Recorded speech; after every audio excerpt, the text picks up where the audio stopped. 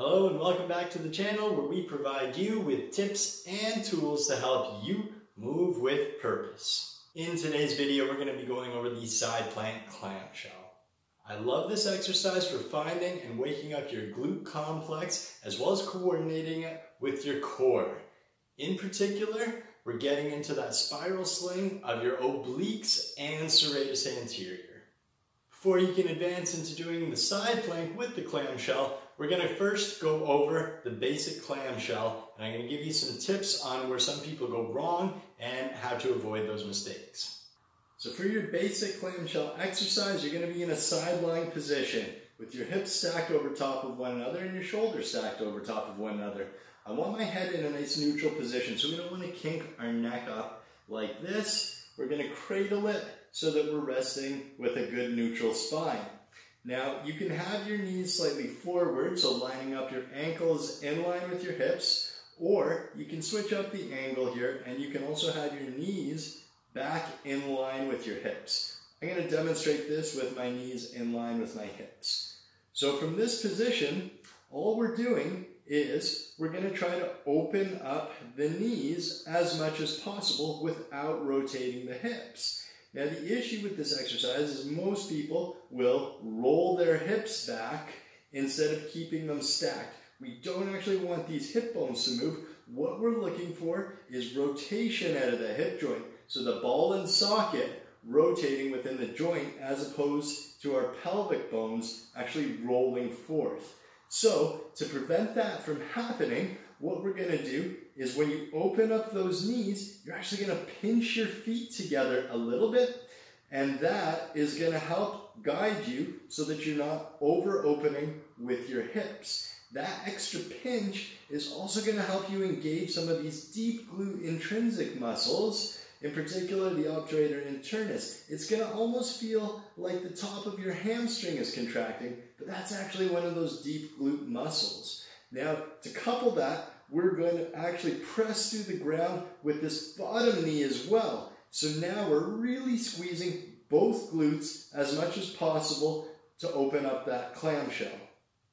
Now, I'd recommend holding that position for 5 to 10 seconds for each repetition. So we're not just opening and closing, what we're doing is squeezing into the ground, squeezing up to the ceiling, pinching the feet together, and squeezing that position isometrically for a 5 to 10 second hold before closing back up. Okay, great. So you've got your basic clamshell down. We're going to advance that by adding in a side plank. We're going to keep in mind the exact same cues that I just talked about with the clamshell, except now we're going to add the side plank. We're going to stack our elbow underneath our shoulder. We're going to have those knees in line with the hips and shoulders, and we're going to drive through the ground with that bottom knee, drive through the ground with that elbow, creating space in the shoulder, and elevate our hips off the ground. We're going to create a nice line from the crown of the head all the way through to our knees. So what we're engaging here is some nice serratus anterior as well as that oblique. So we're getting into that spiral sling. I'm going to rest my feet on the ground here. I'm going to drive through the ground with that bottom leg and pinch my feet and squeeze open that top leg. So I'm going to separate my knees as much as I can. Again, I'm not rotating these hips backwards. I'm keeping them nice and stacked. So I'm getting that ball and socket rotation out of the hip. The focus here is actually more so on this bottom leg driving through the ground. And I'm not just pressing through the ground, I'm also thinking of rotating it. Pinch those feet together. It's going to help you prevent over opening the hips. And again, you're going to get a little bit more activation out of those deep glute muscles. Once again, we want to hold this for about 5 to 10 seconds, getting that good isometric squeeze before slowly coming back down and repeating.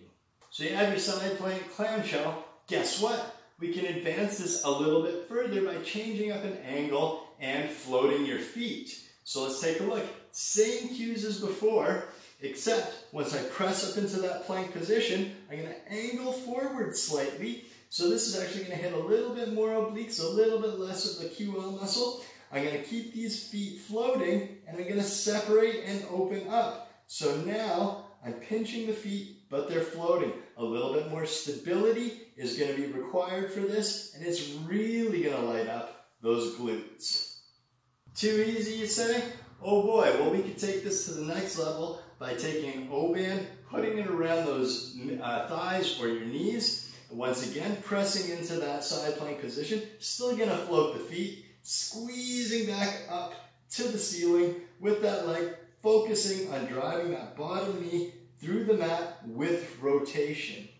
Now, you can add this O-band to the one that we did before, where we left the feet on the ground as well. Once again, thank you for watching this video. If you found these tips and cues helpful, please hit that like button, subscribe to the channel, and of course, share it with your friends. Thank you.